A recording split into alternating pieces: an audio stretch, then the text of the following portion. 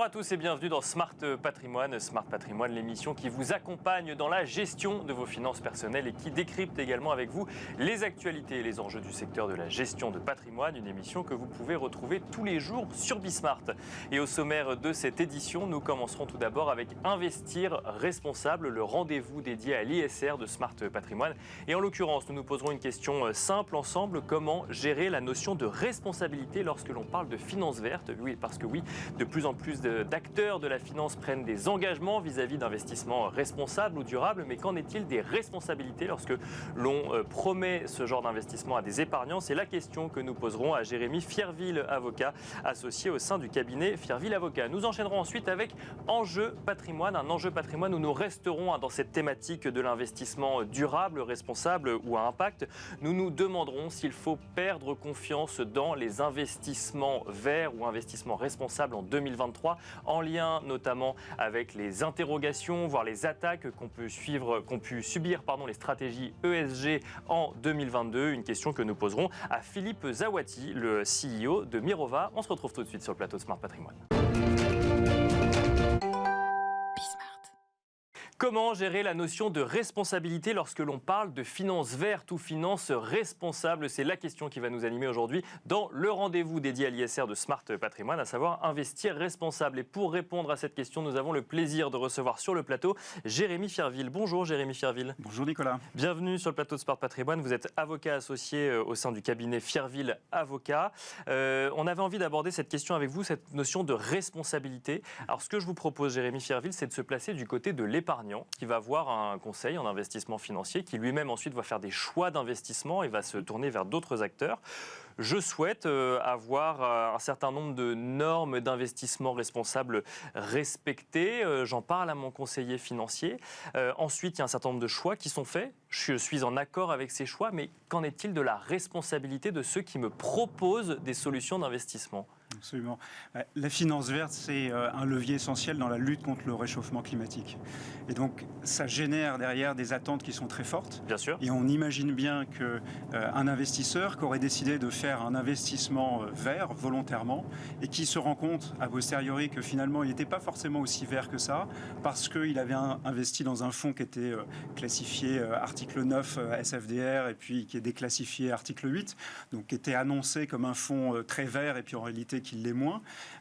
Donc on en a vu un certain nombre d'ailleurs en 2022 de fonds déclassifiés qui sont passés d'article 9 à article 8. Article 8, ça reste quand même avec alors j'ai même la définition exacte, ça fait la promotion des caractéristiques environnementales, sociétales ou sociales, ça c'est article 8. Et article 9, c'est, j'ai envie de dire, c'est ce qui se fait de mieux aujourd'hui en investissement responsable. C'est vraiment l'objectif d'investissement dans de l'investissement responsable. Et donc, on imagine, il y a eu effectivement toute cette actualité à la fin de l'année dernière où il y a des grands gestionnaires d'actifs qui ont décidé de réallouer tous leurs fonds article 9 et de les déclassifier pour les reclassifier article 8. Bien sûr. On imagine que dans le futur, il puisse arriver des choses assez similaires. Et donc, l'investisseur qui a investi dans de l'article 9, dans du vert, volontairement, et qui se retrouve avec de l'article 8, il se retrouve quelque part un peu trompé. Et on peut imaginer qu'il envisage derrière différents moyens d'action pour pouvoir engager la responsabilité. Alors, quels sont ces moyens d'action? On va en avoir un premier qui va être déjà d'aller voir le médiateur de l'AMF. Le médiateur de l'AMF est présent pour des litiges de la consommation, pour pouvoir régler de manière amiable ce genre de litige. Et puis ensuite, on a les actions qui sont les actions judiciaires, celles beaucoup plus classiques. On a les actions civiles et puis des actions pénales. L'action civile, elle est très classique, c'est la réparation du préjudice qui va être recherchée. Et à ce moment-là, il faut qu'on démontre une faute, bien sûr, oui, un dommage, un préjudice, et puis un lien de causalité entre les deux. Et la faute, qu'est-ce que c'est? La faute pour le professionnel, c'est de ne pas avoir prodigué l'information, le conseil suffisant. Et même, on sait qu'il y a des obligations qui sont renforcées maintenant. Donc le professionnel qui distribue un produit financier, il doit aller s'enquérir de l'appétence de l'investisseur, de l'épargnant pour les questions de durabilité. Alors justement, parce qu'il y a différents professionnels sur toute la chaîne finalement d'investissement. Il y a celui qui va conseiller l'épargnant, l'épargnant, celui qui va concevoir des produits dans lesquels investir et le professionnel, le conseiller en investissement financier va sélectionner parmi des fonds. Et puis ces fonds, ils investissent dans des entreprises sur la base de reporting notamment, qui eux-mêmes sont censés être vérifiés. Donc qui est responsable à quel niveau de la chaîne finalement? Ça va être toute la difficulté de ce type de dossier qu'on va voir arriver. C'est-à-dire qu'on peut imaginer que l'épargnant il se retourne vers celui qui lui a vendu le produit, mais celui qui a distribué le produit, en réalité lui va se retourner vers celui qui l'a conçu, et celui qui l'a conçu va se dire mais moi je l'ai conçu article 9 parce que je pensais que derrière on avait des éléments qui étaient solides, et en réalité les informations qui m'ont été communiquées par les entreprises n'étaient pas les bonnes. Donc on a une chaîne de responsabilité qui peut être engagée, et c'est là que intervient une grande difficulté dans ce type de dossier, c'est qu'on a un millefeuille de réglementation avec des définitions qui ne sont pas harmonisées. Bien sûr. Et donc, ils vont faire qu'on a une insécurité juridique, un flou juridique qui va être propice aux actions judiciaires, qui va être propice également au greenwashing. Ça, c'est une vraie problématique. C'est une problématique dont s'est saisie l'AMF. Elle a un plan d'action qu'elle a publié ce lundi avec différents axes. Un des axes, c'est clarifier la réglementation financière, parce qu'il y a 3 grands textes au niveau communautaire, mais si on élargit sur les problématiques ESG plus sociétales, on a 13 textes qui parlent de choses qui sont similaires. Et donc il faut harmoniser toutes ces définitions-là. Derrière, pour le juriste, pour celui qui veut engager la responsabilité devant un tribunal, évidemment qu'on a beaucoup de fondements juridiques à utiliser. La question que ça pose, et le fait que l'AMF s'intéresse au sujet pose encore plus la question, c'est quelle grille de lecture pour décider si oui ou non un épargnant a été floué dans ses décisions d'investissement? Alors ça sera au juge de le déterminer sur la base de l'interprétation des textes qu'il va faire et sur la base des textes qui vont être le fondement des actions. La difficulté qu'on a, c'est si on prend le règlement SFDR, qui est le règlement qui a beaucoup fait parler de lui, celui qui permet les classifications article 9, article 8. Bien sûr. Ce règlement-là, on sait déjà qu'il va être renégocié. Il y a une volonté de l'AMF de le clarifier. Il y a une volonté de la Commission européenne de revenir dessus. Donc la norme applicable va évoluer. Alors vous imaginez bien qu'on va avoir une première question qui va se poser devant le juge, c'est quelle norme on applique? Celle au moment où on tranche le litige ou celle qui était applicable au moment des faits? Bien sûr. En droit, normalement, c'est celle qui est applicable au moment des faits. Et vous voyez qu'on va avoir beaucoup de sujets qui vont émerger. Là, on est uniquement sur les questions civiles, mais il y a la question pénale qu'il ne faut pas oublier. C'est-à-dire qu'il y a tout un tas d'acteurs qui sont en train de faire émerger les problématiques et les fondements de nature pénale et aller devant le juge pénal pour dire « vous m'avez vendu quelque chose qui ne correspond pas à la réalité, c'est une pratique commerciale trompeuse, et donc j'engage la responsabilité, votre responsabilité pénale ». Donc derrière, on a amende, on a peine de prison éventuellement pour le dirigeant, et puis derrière, on a des dommages et intérêts évidemment, et puis des peines complémentaires qui peuvent alourdir le tout. Ça, c'est vraiment un fondement juridique qui est celui qui est beaucoup utilisé par les associations pour dénoncer le greenwashing et qui va probablement monter en puissance énormément. Alors, il y a 2 acteurs. Vous mentionnez les associations, moi je voulais revenir sur l'épargnant une seconde. Effectivement, on parle d'article 8 ou article 9, on a redonné les définitions dans cette émission justement parce que c'est des notions qui sont assez peu connues. Donc, est-ce qu'on peut se retourner vers son conseiller en investissement financier ou remonter la chaîne quand soi-même, en fait, on ne savait pas vraiment quelle était la différence entre article 8 ou article 9, mais qu'on a dit qu'on voulait investir en lien avec ses valeurs? Il y a une obligation d'information, il y a une obligation de conseil. Donc, si on a une expression de besoin qui va se faire de la part de l'épargnant, qui va dire « moi, je veux vraiment, pour mes petits-enfants, une planète qui soit vivable, donc je veux de quelque chose, ce que vous avez de meilleur en termes de green », et que derrière, on lui vend quelque chose qui ne correspond pas, alors oui, évidemment, il y aura la possibilité d'engager la responsabilité de celui qui a conseillé et qui a orienté vers un investissement qui ne correspondait pas aux besoins et à la volonté. On aura ce qu'on appelle, de manière très classique, depuis le Code civil 1804, un vice du consentement. Le consentement de la partie qui s'est engagée, qui a souscrit, aura été vicié. Au bémol, ou en tout cas de ma vision des choses, que aujourd'hui, même les acteurs de la finance responsable ne savent pas ce qu'il y a de meilleur en matière de grid ou en matière d'investissement. Donc, et on a une juridiction qui est encore un petit peu floue. Donc, on imagine qu'il y a une sorte de droit à l'erreur quelque part, puisqu'on ne sait pas encore quelle est la stratégie claire sur le sujet. Certainement qu'il y aura beaucoup de... Voilà, on prendra en considération ces normes-là avec une marge d'interprétation qui va être importante de la part du juge. On a procédé, c'est le président de l'AMF, l'ancien président qui le disait, on a en fait procédé à l'envers. C'est-à-dire qu'on a commencé par donner des obligations d'information de la part des fonds sur la classification des fonds. Bien sûr, oui. Voilà, on a des obligations aux sociétés de gestion, avant même de se poser la question de comment on faisait remonter l'information des entreprises vers les fonds pour que les fonds soient en mesure de pouvoir dire, ben voilà, là on est sûr et certain que c'est l'article 9. Voilà. Donc on imagine bien les moyens de défense que les fonds vont pouvoir soulever en réponse aux engagements de responsabilité qui pourront être faits. Après, au fur et à mesure que les choses vont se préciser, on a déjà des normes techniques qui viennent préciser le règlement SFDR. On sait que les choses vont se préciser au fur et à mesure. Au fur et à mesure, eh bien, évidemment, la jurisprudence va se préciser. Et puis, les mauvais acteurs, ceux qui ne joueront pas le jeu, leur responsabilité sera engagée. Vous avez mentionné les associations. Certaines associations, effectivement, attaquent des organismes financiers. Ça aboutit parfois à des mises en demeure pour justement correspondre aux objectifs affichés. Est-ce la fin des stratégies ESG marketing ? Probablement pas. Vous faites référence sur la mise en demeure à celle qui a été adressée à BNP Paribas à la fin de l'année dernière.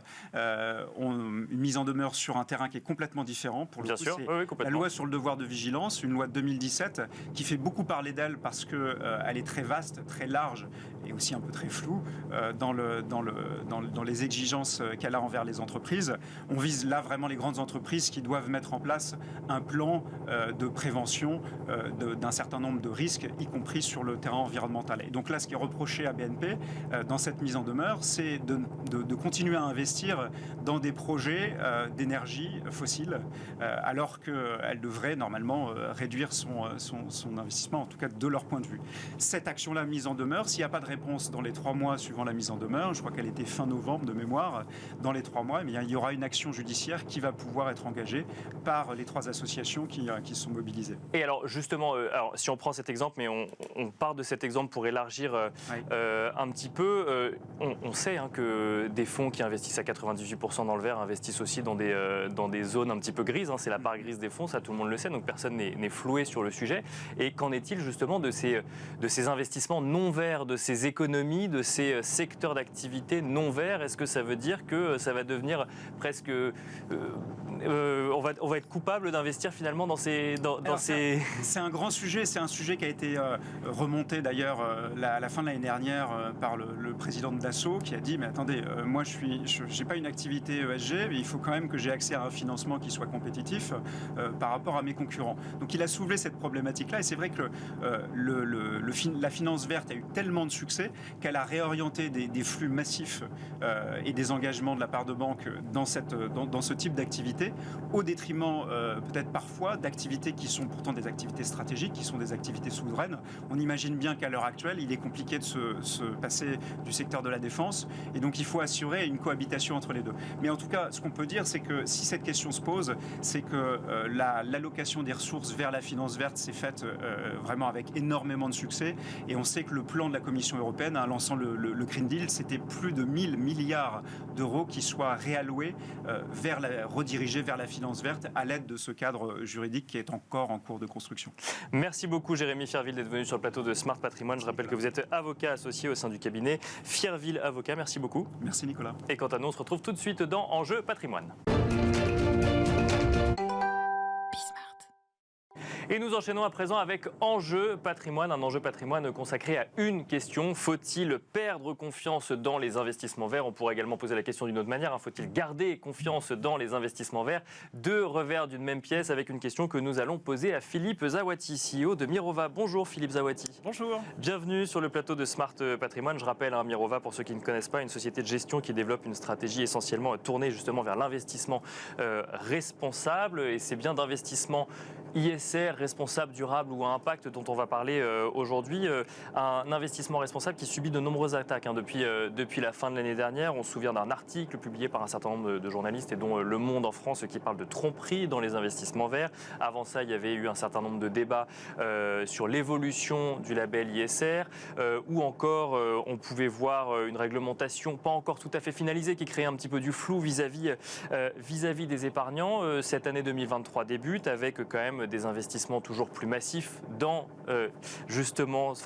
des investissements orientés toujours plus massivement dans des investissements verts. Est-ce qu'on peut garder confiance en 2023 dans l'investissement responsable comme on le connaissait en 2022, Philippe Zawati?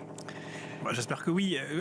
Aux différentes attaques que vous avez mentionnées, il faut en ajouter une autre qui est dans l'autre sens. On est un peu entre le marteau et l'enclume aujourd'hui, parce que là, vous avez donc donné les attaques qui disent, en gros, la finance verte, c'est une illusion, tout ça, c'est du greenwashing, ça sert à rien. Mais vous avez dans l'autre sens, notamment aux États-Unis aujourd'hui, c'est vrai, effectivement, des attaques qui vous disent, la finance verte, c'est hyper dangereux parce que ça va déstabiliser l'économie et donc il ne faut pas faire de ESG. Et donc vous avez le gouverneur du Texas qui boycotte un certain nombre de banques et de sociétés de gestion parce qu'elles décident de faire de la finance dite verte. Notamment certaines banques françaises qui sont attaquées en France parce qu'elles n'en font pas assez, entre guillemets, et qui en font trop pour les États-Unis. Bien sûr. Donc vous voyez que cette situation-là, aujourd'hui, montre qu'on est sur un chemin de crête qui est assez difficile à prendre et à franchir, dans lequel on doit à la fois respecter un certain nombre d'obligations réglementaires qu'on appelle la responsabilité fiduciaire, qui en gros disent on doit apporter la meilleure performance possible à nos investisseurs et en même temps respecter d'autres obligations réglementaires, notamment celles liées à la réglementation européenne, qui est il faut expliquer, être transparent sur les objectifs environnementaux et sociaux et sur la façon dont on va les atteindre. Donc aujourd'hui, on est un petit peu dans cette situation-là et il faut bien reconnaître que d'un côté comme de l'autre, ces attaques-là, elles ont une certaine pertinence. Il faut pas, je ne les rejette pas d'un revers de main parce que la problématique. C'est pas un manque de compréhension du coup de la finance. Il y a un manque de compréhension de façon générale. Et alors simplement le manque de compréhension, il dépend quand même du type d'interlocuteur. Honnêtement, quand on est le gouverneur du Texas ou quand on est un fonds de pension, on a une bonne compréhension de ce que c'est que la finance verte. La difficulté, c'est plutôt pour les épargnants parce que les épargnants, eux, ils ont accès à une information qui est à travers un label, le label ISR. Vous en avez parlé, à travers la réglementation européenne. Donc ces fameux articles 8, article 9 dont vous venez de parler, donc, qui donnent une indication sur est-ce qu'on est un peu vert ou beaucoup vert. Bien sûr. Et le problème, c'est que si ces indicateurs-là ne réussissent pas à séparer de façon claire ce qui est vraiment bien de ce qui l'est moins, eh bien là on aboutit à effectivement une impasse et un manque de transparence et d'information pour les épargnants. Et c'est ce qui s'est passé, c'est ce qui se passe un peu aujourd'hui, et c'est ce que l'article du Monde et de certains autres journaux européens a dénoncé il y a quelques semaines. C'est un greenwashing, on va dire. Enfin, c'est un grand mot, un greenwashing. Disons qu'une utilisation de ces standards qui est un peu à géométrie variable. C'est-à-dire, est-ce que dans un fonds article 9, on doit s'attendre à avoir des énergies fossiles? Est-ce que dans un fonds qui a le label ISR, on doit s'attendre aussi à avoir des compagnies pétrolières? Je pense que la réaction un peu naturelle d'un investisseur épargnant dans le grand public, ça serait de dire non. Oui. Et en fait, la réalité...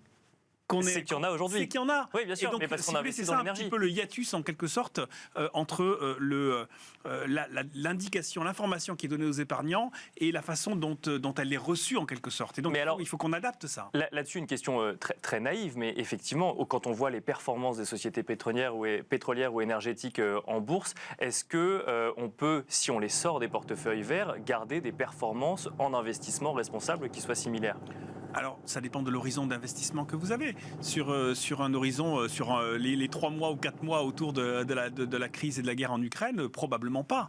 Parce que vous avez des compagnies pétrolières qui font des profits absolument délirants. Et d'ailleurs, tout à fait, à mon sens, non raisonnables et qui devraient être taxés différemment.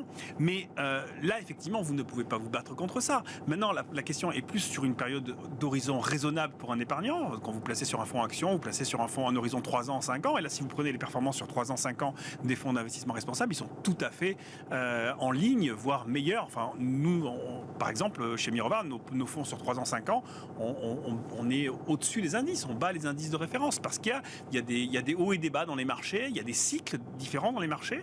Il y a des cycles où les valeurs de croissance sont favorisées, des cycles où les valeurs de value, donc de défensive, sont favorisées. Et donc, l'important, si on regarde un investissement à long terme, c'est de savoir comment on va passer à travers ces différents cycles-là. Et je suis convaincu aujourd'hui qu'effectivement, la sélection de valeurs qui apportent des solutions au développement durable permet d'avoir de la bonne performance financière en même temps que de l'impact environnemental et social.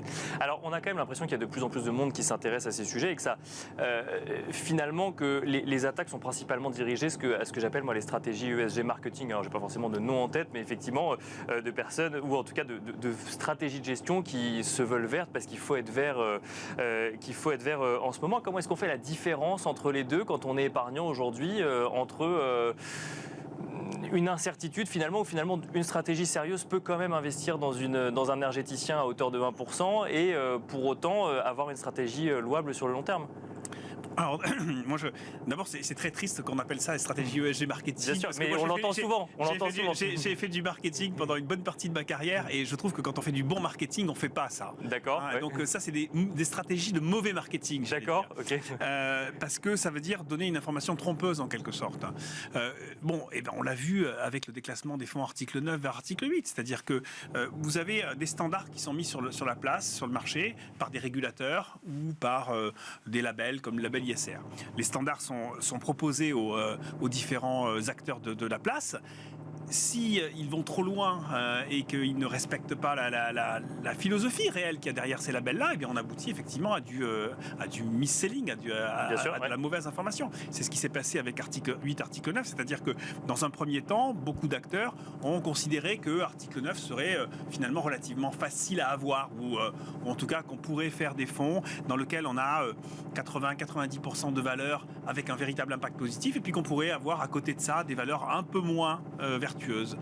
La réglementation, donc l'ESMA, le régulateur, nous a dit, européen, et donc l'AMF en France, nous dit non, pas du tout, c'est pas l'interprétation que j'en ai. La loi qui a été votée par le Parlement européen, pour moi, s'interprète comme étant chacune des lignes de votre portefeuille, 100% des lignes de votre portefeuille doivent avoir un impact positif, environnemental ou social. Et là, évidemment, il y a rétropédalage parce que ces gérants savent très bien qu'ils ne peuvent pas justifier le 100%.